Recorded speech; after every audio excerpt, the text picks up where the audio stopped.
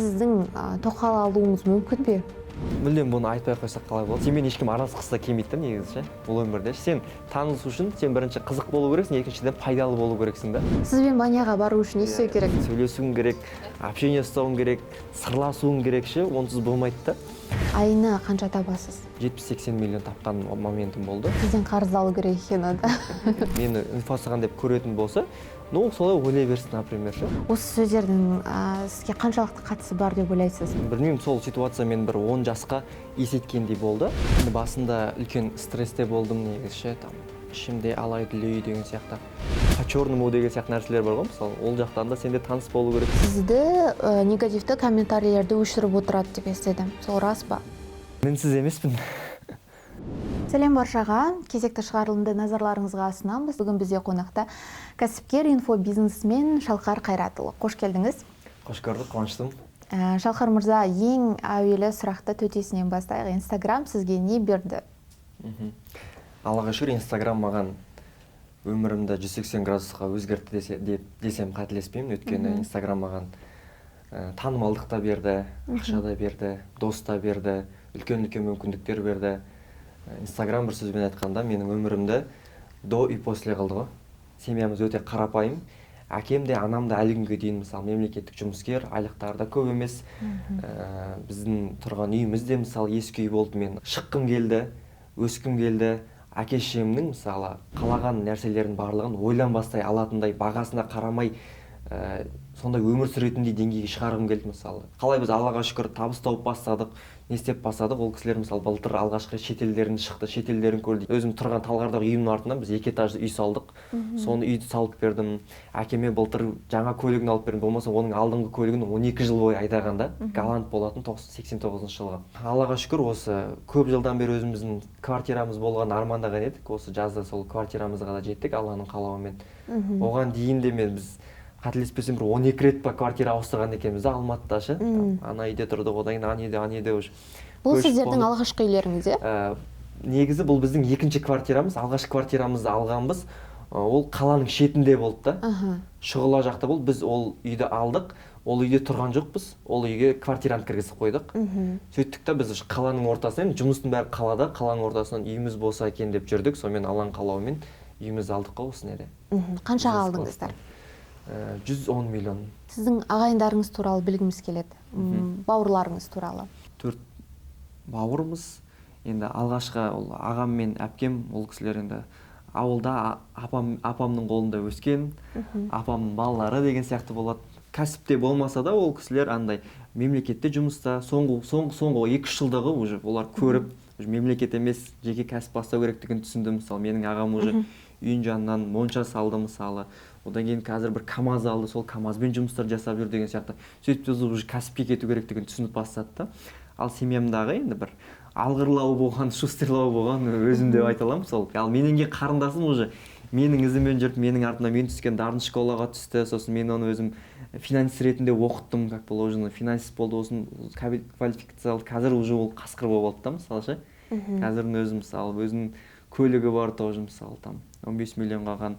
Өзінің тоже ақшасын жинап жатыр деген сияқты ғой. Инстаграм арқылы кез келген адам бай болу мүмкін бе? Дұрыс жасай алса, дұрыс құралдарын қолдана алса, кез келген адамға ол үлкен мүмкіндік беріп отыр.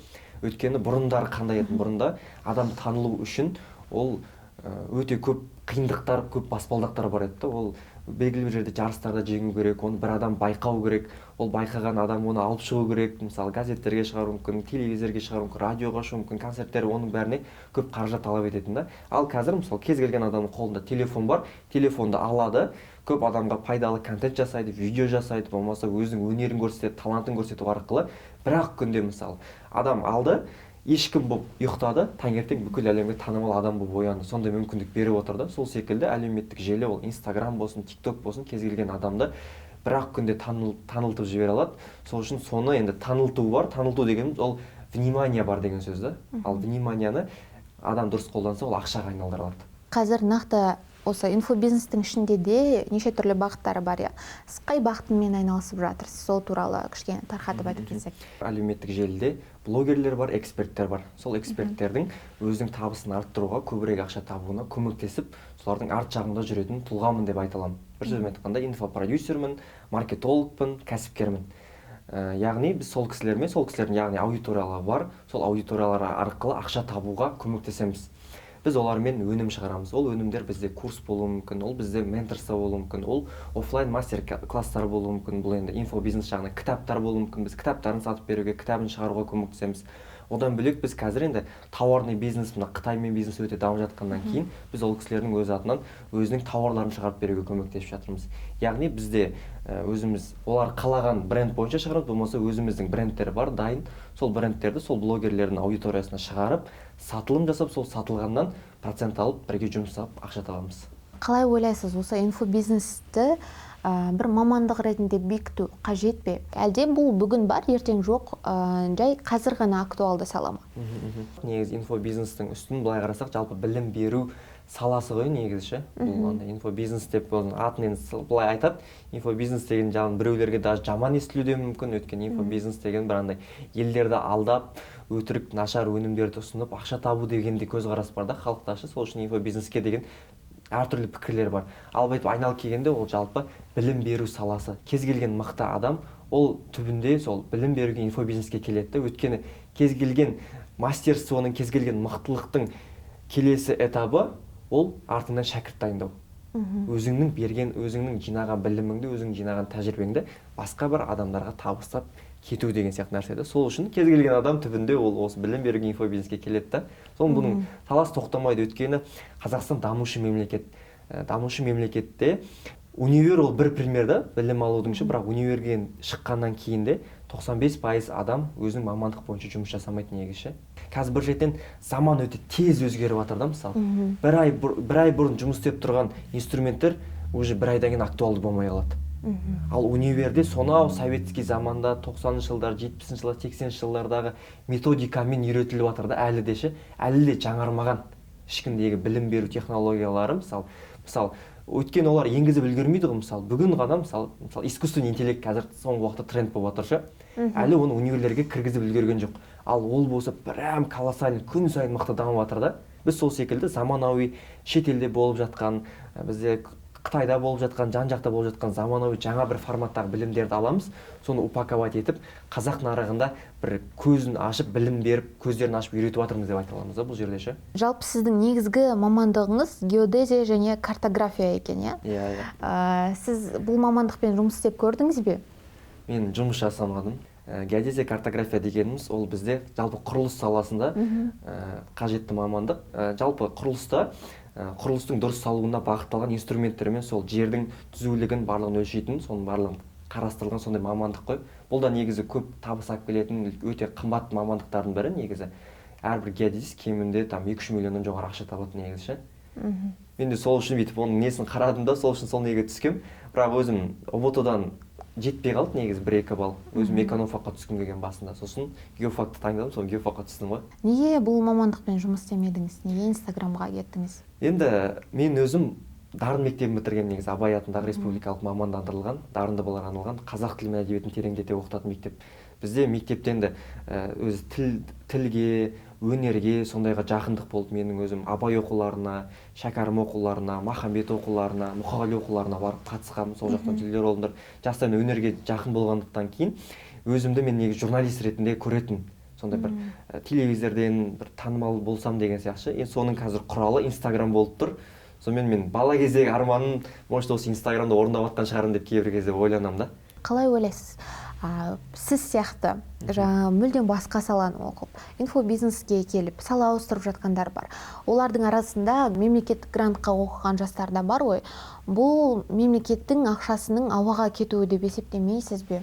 Былай көзқараспен қарасаң, негізі ол уже құр кеткен ақша мен грантқа бөлінген ақша деп те айта аламын, өйткені көп мен білетін таныстарым да, достарым да мысалы сол істеп жатқаны бір 10% адам шығар, қалғаны уже басқа салада жұмыс істеп жатыр да. Балы қандай неге жетіп тұр, сол нәрсеге түседі да, ал оны по факту негізі қаламаған да. Сіз Мәскеуге барып білім алып келдіңіз, иә? Иә.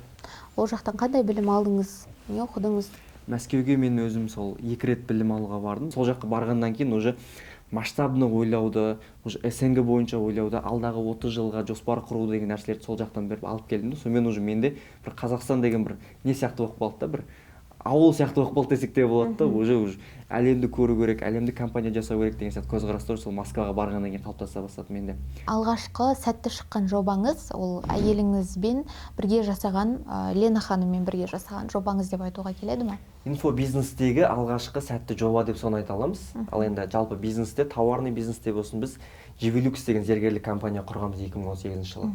Менің партнерім Самат Ажыбеков деген бауырымыз екеуміз, бізде қазірде доспыз, өте жақсы араласамыз. Ол Живилюкс брендін құратын алдында менің өзім басқа зергерлік компанияға SMM-ші болып жұмысқа тұрған болатын 50 000 теңгеге. Сол жақта мен өзіме берілген жауапкершілікті одан сайын артығымен аламын. Мысалы, маған SMM-ші ретінде тек Инстаграмды жүргізу, сторис салу, видеолар салып тұруды берген, бірақ мен айттым, давай таргетін мен жіберейін. Давай блогерлермен мен сөйлесейін. Давай мынандай контент қосайық, былай істейік деген сияқты өзім көбірек нәрсеге пайдалы болуға тырыстым да, кәсіпкеше. Қалай мен осы кәсіптің пайдасын өсіре алам. Бірақ менің зарплатам 50 000 теңге ғана, мен болар еді да, 50 000 теңгеге келістік біз. Сен не айтасың, мен соны ғана істеймін деген сияқты нәрсе болатын еді да, бірақ мен олай жасағым келмеді. Қаншада? Ол кезде 2018 мен 20 жастамын. Соның арқасында 4 айда мен директорлікке дейін көтерді сол компанияда. Директорлікке дейін көтерді, кәдімгідей сол жақта бізге тренингтер өткізіп, білім алып бастадым деген сияқты. Сосын артынан ол кәсіптің иесі басқа бір кәсіпке кірді да, сосын фокусы сол жаққа ауысып, бізге көңіл көп бөле алмай, жапа бизнес тоқтады. Содан кейін сол кәсіпке бағанағы Самат бауырымыз поставщик етін да, сол зергерлік өнімдерді поставлять ететін өндіруші болатын. Сол өндіруші маған кездесуге ұйымдастырып, давай осы Живилюкс компаниясын бірге құрайық, Живилюкс деп атын мен өзім қойғанмын, бірге компания жасайық деді да, маған тегін доля ұсынды. Сонымен мен сонда бір жаңа компанияға ешқандай өзімнің білімім мен қабілеттерім арқылы доляға кіріп, 50-50 жұмысты бастағанбыз. Сонымен Аллаға шүкір, ол жобамыз да сәтті болды.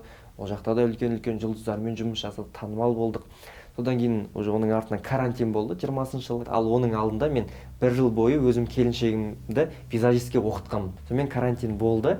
Үйде енді келіншегім екеуміз қалай ақша тапсақ болады деп ойландықтан, сонымен мен әрдайым бір саланы болсам, сол саланы полный зерттеймін. Жалпы әлемде не болып жатқанын қараймын сол сала бойынша. Бьюти-блогерлер, макияж жасайтын кісілер жалпы не істеп жатыр деп полный нарықты зерттедім. Сөйтсем әлем бойынша россиялық блогерлер болсын, әлем бойынша нелердің барлығы сондай онлайн сабақтар сатады екен. Сосын ой келеді, не үшін осы білімдердің барлығын қазақша, қазақ тілінде жасамасқа деген сияқты. Сөйтеміз де ең бірінші қазақ тілді сол өз-өзін бояу, бет күтімі бойынша, макияж жасау бойынша қазақ тілді марафон жасаймыз. Сөйтеміз де сол кезде хит баға карантиндегі 990 деп қоямыз. Бюджетімде соңғы 15 000 теңге бар Каспий Голдында.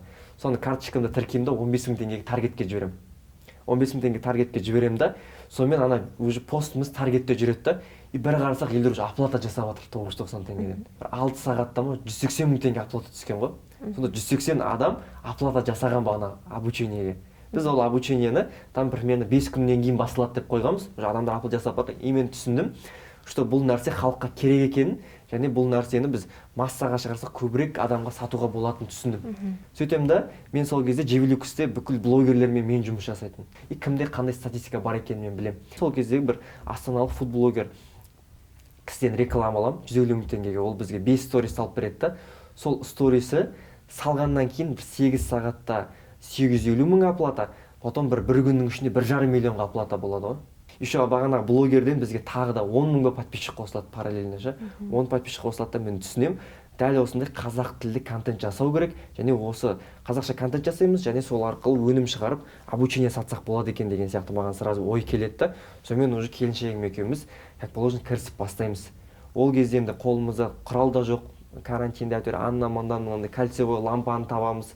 Еще фонымызда жоқ, үйдегі шкафқа кәдімгі пастельді іліп қойып, соны фон ретінде қолданып, одан бөлек мен енді келіншегім үйде келінді қызмет атқарады. Үйде мысалы менің әке-шешеммен тұрғаннан кейін үйде күндіз енді макияжбен боянып жүргенге ұялады, болмаса бір жерде отырып видео жасауға ұялады ғой. Біз түнгі 10-нан кейін уже ол кісілер ұйықтап қалғаннан кейін уже жұмыс істеп кірісетінбіз ғой. Түнгі 10-да 11-де кәдімгі 2-3-ке дейін кәдімгі контентімізді жасап, ол кісі макияж жасап, боянады, пайдалы видеолар түсіреді, мен соны монтаждаймын, Инстаграмға салуға көмектесемін. Сөйтіп уже парақшамыз өсіп, гифқа қатыспай шынайы түрде 200 мың оқырман жиналды. Одан бөлек ютубқа контент жасап бастадық деген сияқты. Сөйтіп кете берді ғой бізде. Шалқар әйелінің арқасында көтерілді деген сөздер естіген жоқсыз ба? Енді ондай нәрселер болды енді, типа Шалқар кім деген сияқты, там Ленаның Еленаның күйеуі ғой деген сияқты. Бірақ біз бірге жасадық, бір-бірімізді көтердік, бірге обучениелерге қатыстық, бірге жазылдық. Жалпы уже андай бірігіп отбасылық кәсіп ретінде айналысып бастағаннан кейін уже дамып бастады ғой жұмыстың барлығы ше. Содан кейін Лена ханымды үйде отырғызып қойдыңыз. Енді ол кісінің ол өзінің таңдауы, енді ол орамалда менің келіншегім. Неге инфобизнестен кетті ол кісі? Ол басында для себя ғана жұмыс жасап сөйтіп жүргісі келді да. Мына жақтан ол кісіні уже жарыққа шығарып, давай былай істейік деп, мен мына жақта қатты қысқанымда ол кісіні давай там былай жаса, былай істе, танымал бол, контент жаса деген сияқты. Ол кісі көбіне андай қатты қаламайтын жүрегімен ше. Но енді мен мына жақта қалап тұрғаннан кейін, есеп тұрғаннан кейін мен давай деп істейтін деген сияқты ғой. Но оның по душе ол андай бір прям қатты танымал болғысы келмейтін ше. Одан бөлек бізде андай нәрсе де болатын ғой. Қыздар енді боянып, олар көшеге шығады, сөйтеді да, уже басқа ер азаматтардың там назарын өзіне аудартады деген сияқты нәрселердің барлығы кішкене ислам жағынан, шариғат жағынан ол кісіде іштей қарсылықтар болып, ол бір өзінің істеп жүрген ісіне не болды да, бір қарсы ойлар болды. Содан кейін сонымен ол визажистікті тастады алғашында, содан кейін артынан уже мен давай әлеуметтік желіде де не хочу сөйтеді да. Қазір енді закрытый аккаунты бар, тек қыздарға арналған, сол жақта өзі аккаунтын жүргізеді. Ол жақта қателеспесем қазір там 4 мың ба 5 мың подписчигі бар, бірақ оның сторисін өзін 4 мың адам қарайды, 3 мың адам қарайды. Енді үйде де бізде қазір Аллаға шүкір 3 бала шағамыз бар, барлығы кішкентай мысалы.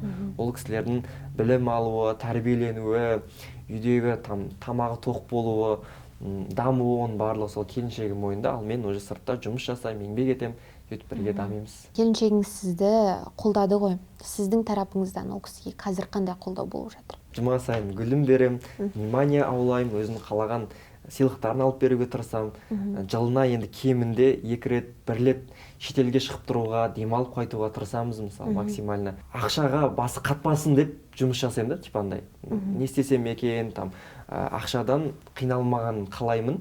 Ақша туралы мүлдем сол проблемасын ойлағанын қалаймын. Сол бойынша сол үшін бүкіл жағдай жасаймын мысалы. Материалдық қажеттіліктерін толық материалдық қажеттілік бар, одан бөлек енді былай сөйлесу бар, соның барлығы енді қолымнан келсе, бірақ енді 100% идеально деп айта алмаймын, өйткені енді внимание жеткізе алмайтын моменттер болады, жұмыспен қараулас болып кетеді. Енді әйел адамға сен тек материалды берсең де болмайды, ақшамен ешкім сатып ала алмайсың да. Жұма сайын гүл берсең де болмайды. Жұма сайын гүл берсең де болмайды. Ол по-любому вниманиені талап етеді, сөйлесуің керек, общение ұстауың керек, сырласуың керек ше, онсыз болмайды да. Сонымен енді сырласуға тырысамын, уақыт бөлуге тырысамын, кейбір кезде ренжітіп қоямын.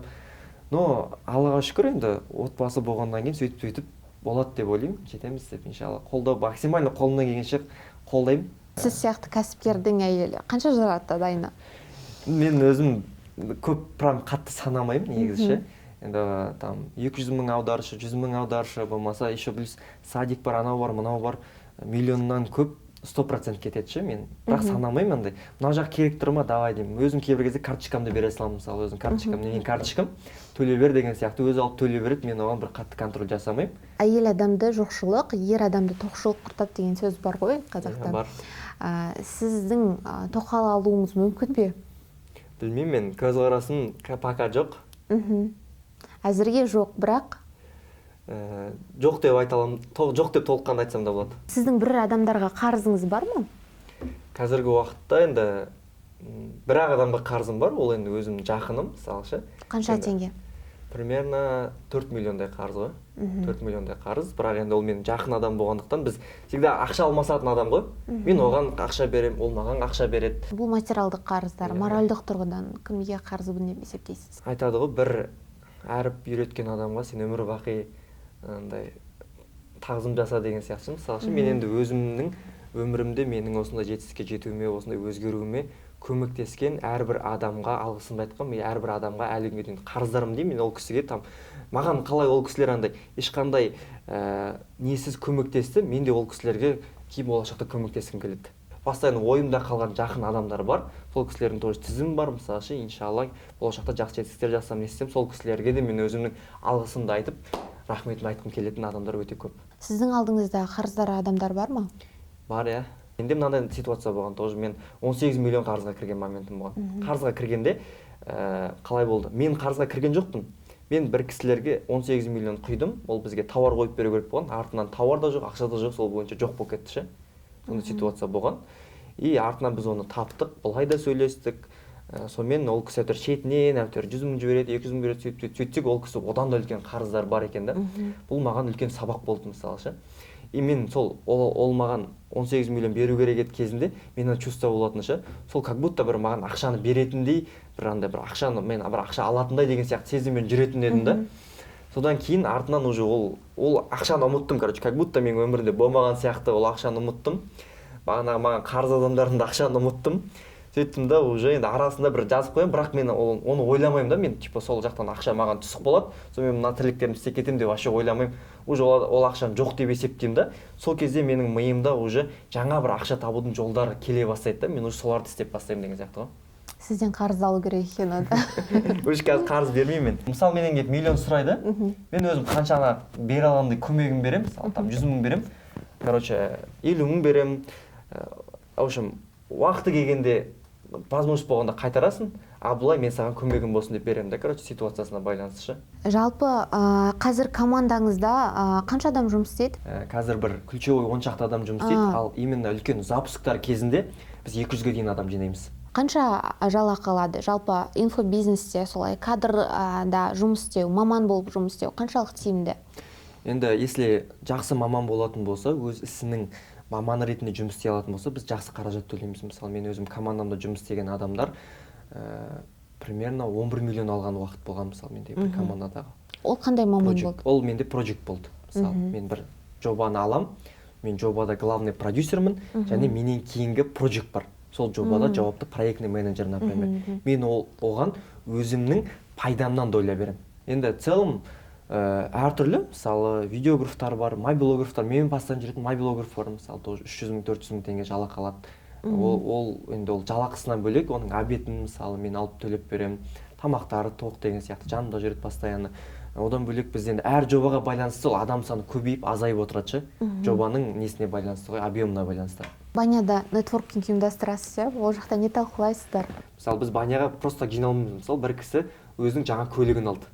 Сол кезде Баняға жиналамыз. Мысалы, бір кісі өзінің үйін алды, Баняға жиналамыз. Сондай бізде қуаныштарға жиналамыз көбіне. Жаңындағы адамның құны 100 миллион теңге тұратын, мысалы, Геленваген алды. Мысалы, сенің бірге араласып жүрген досың, и сен уже анаған қарайсың да өзіңде ішінде мотивация ашылады. Ойлайсың ғой, мысалы, ол екеуіңде бірдей уақыт, бірдей ресурстар, мысалы, бірдей мүмкіндіктер тұр. Бірақ ол андай нәтижеге жетіп жатыр, сен өзіңді қамшылайсың мына жақтан ше. Мен де жете аламын, мен де сол секілді ортаның әсері адамға өте үлкен да. Даже Томас бірдеңе деген ғалымның айтқаны бар, 50% адам нәтижесіне әсер ететін, ол 50% орта дейді. 40% ол мышление, 10% білім. Сонда 10% білім, біз андай көбінде білімнен көреміз да, негізі мәселе білімде емес та. Мәселе сол білім бар, одан кейін сол білімді қолданатын сенің көзқарасың, ойлануың, мышлениең, одан кейін сол орта болып тұр да. Сен қандай ортадасың, ортаңдағы адамдар давай жұмыс істейік. Мысалы, менің ортамдағы жігіттер давай спортты қолға алайық дейді да. Мысалы, біз қазір постоянно тұрақты түрде спортпен айналысамыз. Давайте барлығымыз кітап оқиық дейді. Давайте бәріміз садақа жасайық. Давайте бәріміз мынандай бір жақсы отбасыға көмектесейік. Там мұқтаж отбасыларға көмектесейік дейді. Давайте осы нәрсе істейік деген сияқты өз арамызда дамушы әрекеттерді, әдеттерді қолға аламыз да, и сол бірімізді дамытады. Сөйтіп Баняда ақылдасамыз. Баняда даже бір кісі бірігіп, танысып, партнер болып кеткен моменттері болды. Бір кісіге инвестиция құйған моменттері болды. Сонда темалар өте көп ше. Сізбен Баняға бару үшін не істеу керек? Сен мысалы ешқандай жетістігің болмаса, ешкім болсаң, сенмен ешкім араласқысы да келмейді да негізі ше. Бұл өмірде сен танысу үшін сен бірінші қызық болу керексің, екіншіден пайдалы болу керексің да. Мысалы ше. Значит, сол белгілі бір кругқа сен пайдалы болу керексің да, сол кругқа кіру үшін да, болмаса қызықты болу керексің деген сияқты ғой. Біз енді кругта әртүрлі көбісі сол Инстаграмда, әлеуметтік желіде өздерінің білімдерімен бөлісіп танылып жүрген адамдар, мысалы ше, уже ол адамдар бәрі таниды, сен ананы істеп отыр екенсің, мынаны істеп отырсың, давайте опыт алмасайық, бөлісейік деген сияқты сөйтіп араласып кетеді да. Ал былай енді ноунейм адамдар көбіне кірмейді. Ал былай кіретін кәсіпкерлер ол уже үлкен ағалар, уже олар ноунейм, бірақ уже былай офлайнда біраз кәсіптер жасап жүрген, біраз миллиардтарды айналдырып жүрген ағаларда, мысалы сөйтіп араласамыз, Баня жасаймыз. Бішкекке даже Баняға барып қайтамыз ғой. Бұл жақта енді инфобизнесте көбінесе табысты болғысы келетін адамдар көп қой. Бұл жақта қандай қателіктерден сақ болу керек? Бірінші сол қателік, ол өнімге фокус қоймау негізі көбісінің несі сол бүкіл фокусты сатуға қояды да өнім қалып кетеді, артынан уже өнімді алған адам да недовольный болады да, уже одан дальше адам дамымай қалады ше. Сол үшін бірінші өнімге фокус бөлу керек. Адамдармен мысалы каздев деген бар, каздев деген адамдармен сұхбаттасу. Өнімді сатпас бұрын сол адамдармен сұхбаттасу керек. Көбісінің проблемасы мен осылай болғаны дұрыс деп ойлайды да өзінің көзқарасымен жасайды өнімді ше. Ал негізі клиенттің көзқарасымен жасау керек. Клиентке не керек? Соның деңгейіне түсіп, сол бойынша өнім жасау керек та. Біріншіден өнім. Екіншіден асығу. Көбісі асығатшы, мысалы там 100 адам болса, келесін уже там 1000 адамға шыққысы келеді да негізі. 100 адам сен фундамент қалыптастыр, 100 адамды одан сайын супер довольный қылып, одан кейін 200 адам, 300 адам деген сияқты. Біздікілер там тез асығады да, сол артынан тез асыққанның салдарынан құлап жатады, мысалы үлкен хейттер келіп жатады деген сияқты. Үлкен ақша келгеннен кейін сол ақшаның несіне бүйтіп не істей қалу кәдімгідей, босаңсып қалу, мысалы сол ақшаны таптым дейді да, сол ақша как будто постоянно келе беретіндей ойлайды да, уже там соны жаратып жібереді ше, жоқ қылып жібереді, оны қайтадан дамуға салмайды, бизнеске ұтпайды, жаратып жібереді. Сол секілді енді жалпы ол тек инфобизнес емес, кез келген адамда, кез келген жоба жасаса сондай қателіктер болады деп ойлаймын. Сондай базовый қателіктер. Енді айтады ғой, Барлан ағамыз айтады мысалы ше, әр адамның жетістігі ол уникальный дейді да, әр адам бір ерекше дара түрде жетеді дейді да жетістікке. Ал қателіктер бірегей дейді да. Бәр адам жіберетін қателіктері бар. Сол қателіктерді қайталамасаң, сен де жетістікке жетесің. Жалпы өзіңізге сыртыңыздан болмаса инфосыған деген сөздер айтылған кездер болды ма?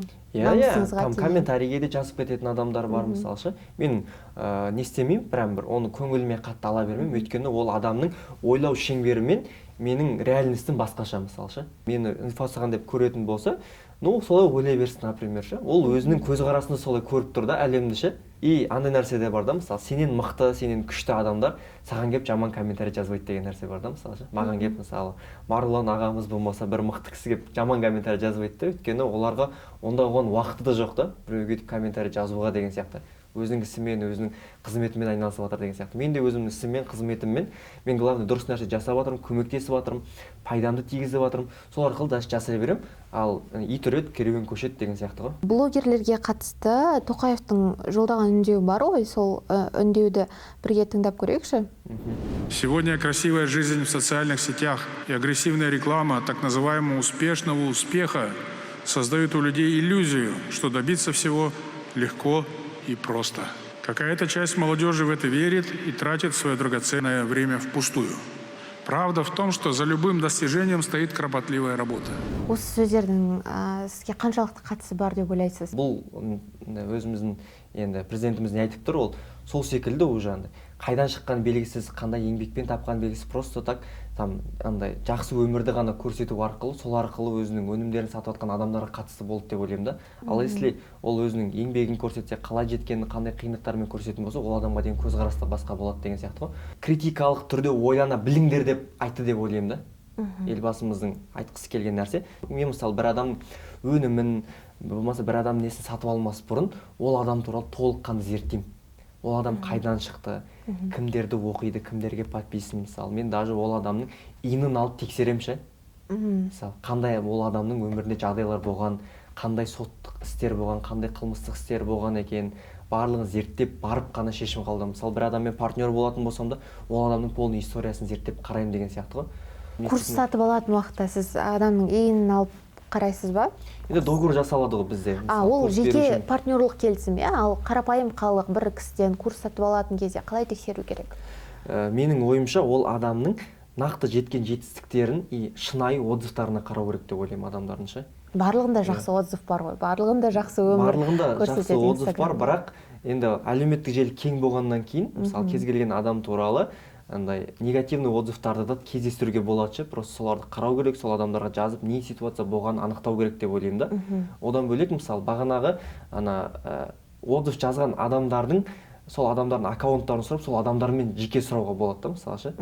Қалай болды, не болды деген сияқты. Өйткені енді инфо-цыган деп мен кімдерді айта аламын? Инфо-цыган дегеніміз өзі бір саладан бір нақты білімі жоқ, бір саладан нақты тәжірибесі жоқ. Мысалы бүгін ол обучениені оқыды, мысалы мен бүгін аламда мысалы криптовалютаны оқимын.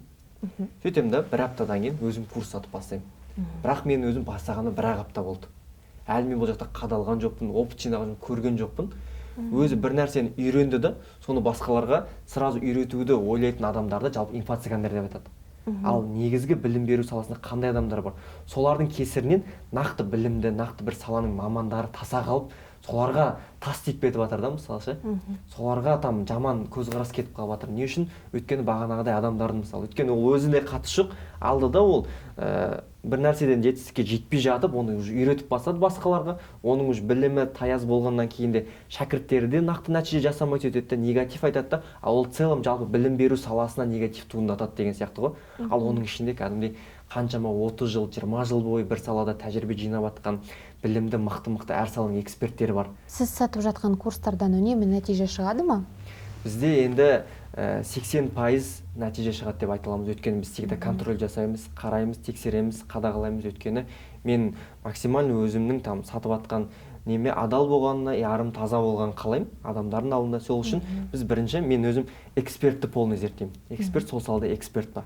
Соны зерттеймін. Толыққанды ол адамның қанша жылдық тәжірибесі бар, қанша жылдық опыты бар, өзінің жеткен жетістіктері қандай оған маған дейін оқытқан шәкірттерін, соларды тыңдаймын, сұхбаттасам, ол адам туралы басқа да сол саланың эксперттерінен сұраймын, мысалы, бұл адам туралы көзқарасын қандай білесің ба деген сияқты. Если барлығы галочка қойылып жақсы болып жатса, онда уж сол кісінің біз білімін упаковать етіп, как болса методолог шақырып, методологпен сол кісінің білімін бірінші жүйелейміз. Содан кейін барып қана уже сол білімді халыққа береміз деген сияқты ғой. Оның бәрінен негізі ойлайды елдің бәрі курс сату, ол фук алдың жасай салдың деген сияқты. Методологтың өзіне бізде 1 миллион, 1,5 миллион қаражат кетеді. Өйткені ол экспертпен бірге отырады да, полный ол кісінің білімін кәдімгі жіліктеп жасап шығады. Сол бойынша слайдтар құрастырылады, сабақтар құрастырылады. Одан кейін осындай видеографтар жалдап, запистер жазылады. Сабақтың жүйесі құрастырылады, үй тапсырмасы, кураторлар алынады, оның барлығына көп шығын кетеді негізі, бәленбай шығын кетеді. Көбісі как будто бір ауа сияқты ойланады, но по факту оның артында үлкен еңбек, үлкен жұмыс, кәдімгідей адамдардың нәтижеге шығуы жатыр деген сияқты ғой. Ал бізде енді не үшін 80% болуы мүмкін, енді көбісі онлайн болғандықтан кейін онлайнды бір кәдімгі обучение ретінде көбісі қарамайды да, мысалы ше там курсты алды, сосын уже өзінің жұмысына кірісіп кетеді да, мына жақта сабақ жайына қалады. Сосын жазсаң жауап бермейді адамдар. Жазсаң жауап бермейді, біз оларға шығамыз, хабарласамыз, что там қалай. Оны жауап бермейді, сол күйі қалып кетеді деген сияқты ғой. Біз енді максимально ол адамдардың кері байланыс алып, өзіміздің артымыздан мысалы там қолхаттарын аламыз, мысалы біз толыққанды қызметімізді өтедік, сіздің бізге деген претензияңыз бар ма деген сияқты ше. Одан бөлек біз всегда мысалы там возвратқа деп бөлек сумма алып қоямыз мысалы. Ол возвратқа бөлек сумма алынады. А если там адамның өмірінде бір жағдайлар болатын болса, болмаса сабаққа недовольство болса, біз соның бәрін қараймыз, тексереміз, содан кейін барып уже возвратына жасап береміз. Шығындарды айтып жатырсыз ғой, енді кірісіңіз қанша? Айына қанша табасыз? Бізде проектке байланысты мысалы, бір проекттің жобаны алғанымызға байланысты, сол жобаның ауқымдылығына, үлкенділігіне байланысты аламыз, сол жобадағы бүкіл жауапкершілігімізді орындағаннан кейін ақша табамыз деген сияқты ғой. Орташа есеппен? Енді мен рекордым сол примерно 3 айда сол 70-80 миллион тапқан моментім болды. 3 айлық жұмыс барысында болғаны. Ал былайша енді орташа сол әртүрлі 5 миллион болуы мүмкін, кейде 2-3 миллион болуы мүмкін, бір нақты тұрақты жоқ. Бір айтқаныңыз бар екен, құлағаныңды да аудитория көру керек, адамдар қиын сәттерін салудан ұялады деген сөзіңіз бар екен. Соңғы шулы оқиғаңыз болған уақытта сіз қаншалықты ашық бөлістіңіз халықпен? Бұл оқиға немен аяқталды деген сұрақ қалып кеткен жоқ па елде? Енді әлі де түсініксіз жайттар бар негізі. Бірақ мен бұл оқиға туралы бір толыққанды андай ашқым келмейді, 5 комментарий жапқым келіп тұршы. Өйткені бірақ толық ашыла алмадым, ситуация кезінде толық айтылмаған нәрселер болды, біраз нәрселер болды. Бірақ біз енді келісімге келдік, ол теманы қозғамаймыз деген сияқты екі тарапты, сонымен сол тема жабылды бізде.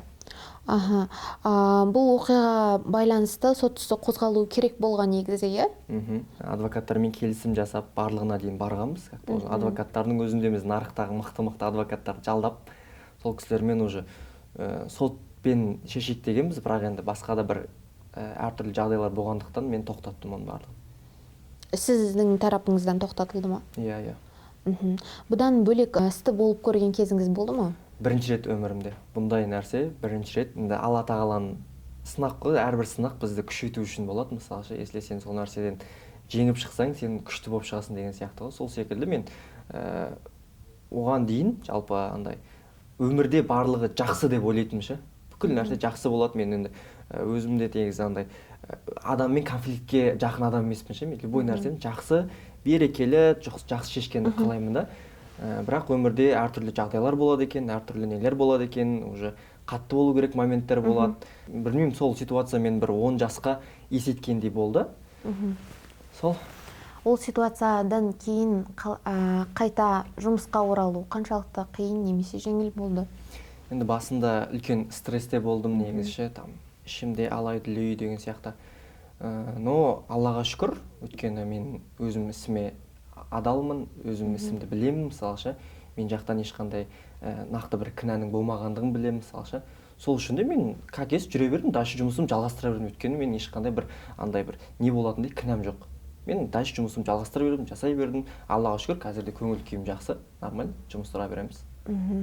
Басында бір қиындықтар болды, но нормально қазір. Сол уақыттарда елдің тарапынан қандай сөздер естіңіз? Көбінесе сізді қолдағандар болды ма, әлде керісінше сізге шабуыл көбірек жасалды ма? Халықтың пікірі. Әртүрлі пікірлер болды. Енді мені бұрыннан танитын, мені бұрыннан білетін, мен қандай екенін білетін адамдардың барлығынан қолдау болды. Ал енді мені танымайтын, мені кім екенімді білмейтін адамдардан жаман негативті адамдар көп болды. Негативный жазулар келді, жазбалар келді. Нормально, бірақ өттік қой. Өтеді екенсің ғой любой нәрседен. Осындай жағдайлар орын алған уақытта сіз енді көбіне кадрдың сыртында жұмыс істейсіз ғой. Сіз жұмысын жасап беріп жатқан, сіздің үлесіңіз қосылып жатқан, елдің алдында жүрген блогерлер, эксперттер, солармен бір әттеген-ай деген нәрсе болды ма, өкініш сізде? Сіздің еңбегіңіз көбіне тасада қалатын сәттер деген сияқты. Көбіне жақсаттың барлығы сол экспертке таңылады деген сияқты дүниелер болады ма сізде? Ондай нәрсе болады, по-любому, өткені. Мен сол үшін де андай, жалпы бұл продюсерлік, ол андай өте неде, андай жұмыс қой, жүйеге келмейтін, андай бір эксперттің сол настроениесіне, көңіл күйіне тәуелді бизнесті. Мысалы, мен продюсер, мысалы бір бизнес бастасақ, мысалы біз бір бренд магазинді ашамыз. Магазинді, если мен магазиннен жобадан шыққым келсе, мен өзімнің долямды сатам да, магазинді ана кісіге қалдырып, дальше кетем деген сияқты. Ал именно эксперт пен продюсердің арасында сен жобадан кетесің, бірақ ештеңесіз кетесің да. Мысалы, экспертте аудитория қалады, экспертте өнім қалады, экспертте бүкіл елдің қошеметі қалады. Ал сен продюсер кетесің деген сияқты. Бұл сондай бизнес та. Но енді өзінің қиындығы да бар, өзінің табысы да бар. Аллаға шүкір, сол жағдайлардан кейін мен уже өзімнің жеке брендіме, өзіме фокус бөліп бастадым. Мысалы, мен уже өзімнің Instagram жүргіземін. Мысалы, қазір тұрақты түрде рилстар шығарып жатыр, стористер жүргізіп, мен уже жеке брендіме күш салып бастадым. Осы соңғы ситуациялар нелер болсын, жалпы любой адамды, андай көпті любой нәрсеге сендіруге болатынын түсіндім да, мысалшы. Любой нәрседе кім қатты айтады, громко айтады, сол нәрсеге көбісі сенетін егеше. Бәріміз лап береміз да, короче, ол ана адамның анық-қанығына жетпей лап береміз, короче. Бұл өз кәдімгідей бұл жеке ғылым, негізі спецпропаганда деп аталады. Кез келген адамға кез келген нәрсені сенгізуге болады, любой нацияға любой нәрсені кіргізуге болады деген сияқты. Сол үшін бұны енді журналистер тоже жасайды, жақсы біледі, мысалы, пиарщиктер жақсы біледі, жалпы пропаганда айналысатын нәрселер біледі деген сияқты. Қазіргі уақытта ол енді қазіргі өмірдің соғысы сол информационный война ғой, негізі ақпараттық войнада. Мысалы, біз нақты ақиқатын білмейміз, бірақ қай жақ ақпарат қалай айтады, сол жақ жеңеді ғой бұл жақта ше. Сол неше түрлі тактикалар, мысалы, қазір Америка болсын, США болсын, соғыстар болсын, барлығында сол ақпараттық соғыс болып жатыр да, айналып келгенде ше.